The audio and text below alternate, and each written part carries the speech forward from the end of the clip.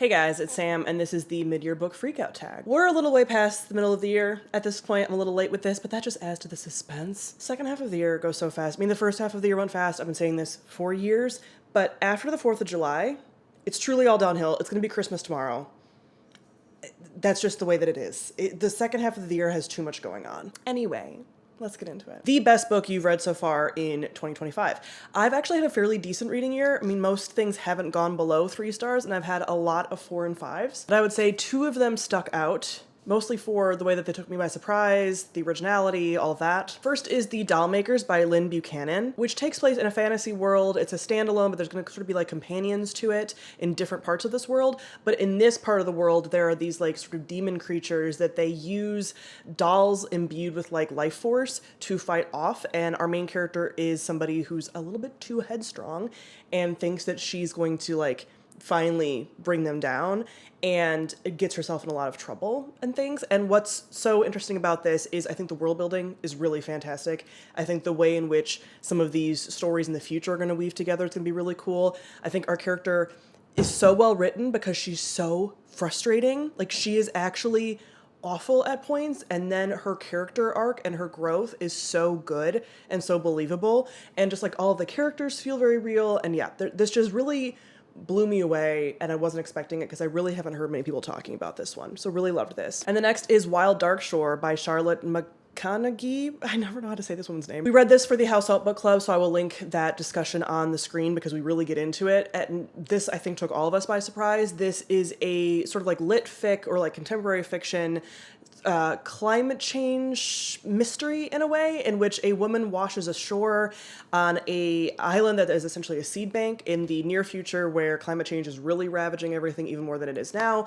And this family is the caretaker of the island, so it's this man and his 3 children, and they have a lot of like trauma and stuff. His wife passed, their mom, all of this, and this woman washes ashore basically half dead, and we get all of their perspectives, including the woman, and kind of being like, what happened? Why is she there? What's happened on this island? There used to be a bunch of scientists there. They're gone.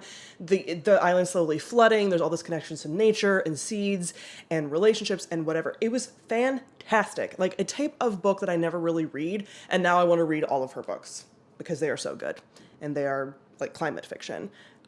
Fantastic. The best sequel you've read so far in 2025. So first, just a shout out to the Belladonna series by Adeline Grace. I read the second 2 books for the first time in 2025. I had read the first one, Belladonna, like a handful of years ago and really liked it. This whole series, what a fun time. Just like a solid 4 to 4.5, honestly. I mean, it hit a lot of notes for me. I have a whole review for the series, and yeah, just a very enjoyable time with those books. And then also, I have to put this here because it's such a shocker to me, and that is Monsoon Rising by Tia Guzman, which is the second book in the Hurricane Wars.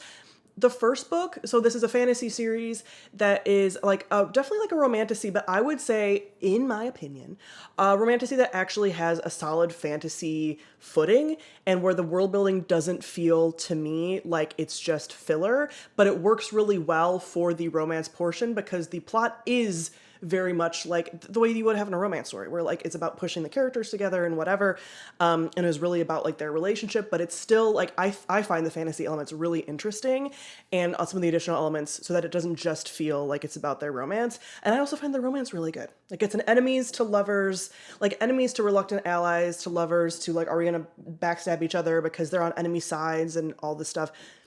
I dig it. I do dig it. And the like longing, like this is actually slow burn, because even though there are times that they like kind of get together, there's always these like forces keeping them apart, and they're like genuinely fighting the desire they have for each other. And so you're kind of like, what is going on? And there's always things being thrown in their way from the outside. And so you actually get slow burn longing. And for the people that do like a little bit more like spice interspersed than maybe I even do, because I'm like, just give me more pining, you get that too. It's kind of the best of everything. Anyway, I loved this one. 4 to 5 stars, honestly. I don't know. I really dug this when I was reading it. So one of the best sequels I've read in some time. Will the finale hold up when it eventually comes out? Who knows? Who knows? A new release you haven't read yet but want to. This one I kind of can't believe, but I also can because I want to reread the first 2 before I get to this one, or at least the second one, because I've read the first one a number of times now. That is Oathbound by Tracy Dion. I was screaming for this to come out. I finally got on Indie Bookstore Day, which was shortly after this came out, because I wanted to get it in person from an independent bookstore, all that. And then it's just been sitting because I'm like, 1, it's chunky. 2, I want to reread the first two, or at least the second one. 3, it's now a quartet, I believe, right? And so now I'll have to wait again. I think I will read it before the end of the year, but I'm just like, at what cost? Most anticipated release for the second half of the year. A book that I've actually gotten my hands on because they sent me a copy. The Isle in the Silver Sea by Tasha Suri. Look at her. And all I need to tell you is it's a fantasy story following the love story of a knight and a witch, but they're lesbians. I can't wait. I can't wait. I'm so excited. Biggest disappointment so far this year. The Night and the Moth by Rachel Gillig. This, I just wanted this to be like, I mean, the vibes are everything and really great, but the like actual story and the writing, I think for me were weak. I have a review for it. I will leave that on the screen. So yeah, I wanted this to be like a really good romantasy for me, and it just wasn't and did not live up to the hype. And then also Great Big Beautiful Life by Emily Henry. I was hoping this would be Emily Henry's return to form for me because I also didn't like Funny Story, which was her release before this. This was fine. This was just fine. Forgettable character soup, too much going on. Emily Henry writes Evelyn Hugo, essentially, is what this is to me. And I've forgotten most about it, and I think I read it in like May. So yeah, just falls off the brain. Biggest surprise. I already talked about The Doll Makers, which was definitely something that would fit this category. But the other one is Sorcery and Small Magics by Micah Ducey, and this was unexpected. A queer little slow burn romance where they aren't even lovers. That's how slow it's going to burn, because this is a multiple book series when the rest of them come out. It's so good, and it hits every little button for me, with like a magical forest, with the pining, with the different things keeping them apart. Like there's so many things. Can't get into all of it right now because that would be a review, but I loved this and didn't really expect to, because a lot of these sort of like fantasy, like especially Achillean type books have not always hit for me. This one did. Favorite new author, debut or new to you? Books I already mentioned and authors I already mentioned, but now that I definitely want to follow, and that is Lynn Buchanan. I think she's going to do great things. Very excited for her future work. And then Charlotte McConaughey. I want to go back and read all of her other stuff. I can see now why she is so popular within that genre. Newest fictional crush. I've been saying for the last handful of years, I don't really get crushes on characters anymore. There's not a lot crushable at this point, I think. Yeah, and I do my crushing elsewhere. But I will say, the one that's closest to this is the dad from Wild Dark Shore. That's Daddy. Like there's something about that man. And I get it. Very rugged, very avoidant probably. Trying his best. Newest favorite character. I like so many at this point. Like again, I've had such a good reading year that there are so many that I enjoy. None that I've made like my whole personality, because that doesn't tend to happen for me anymore. Again, maybe it's just getting older.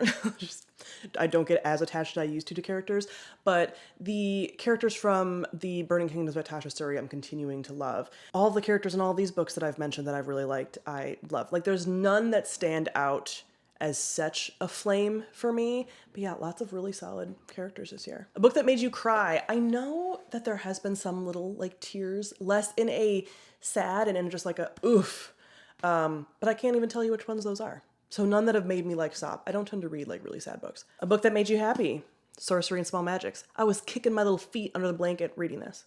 Kicking my feet. Having to put it down and going, oh. So good. Most beautiful book you've bought so far this year or received? The Fairy Loot edition of The Teller of Small Fortunes, which was also a book that I really loved this year, and I could have probably mentioned here a little bit. But this, I no longer have a Fairy Loot subscription because it's just not worth the money to me. But this copy with this, and with this, and with this, and with the inside of it. Let me get to the sprayed edges. Actual beautiful art on the edges, the back, like this one, breathtaking. And finally, what books do you need to read by the end of the year? So many. I have many series goals that I will link up here that I just recently talked about, and my TBR goals before the end of the year. So I mentioned there, but I will be doing a vlog coming up very soon, trying to get through some books on my physical TBR, because I've been neglecting that a little bit too much this year. I get so cocky at the beginning of the year. I'm like, oh my God, there's so much time. And then I'm reading all these books from the library and I'm like not paying attention. And then I get midway through the year and I'm like, crap, there's not enough time. So yeah, here we are. Lots of things. lots of things. So yeah, that is the mid-year book freakout tag. Comment below, let me know your answers to some of these questions. Thank you all for watching, and I'll see you guys soon. Bye.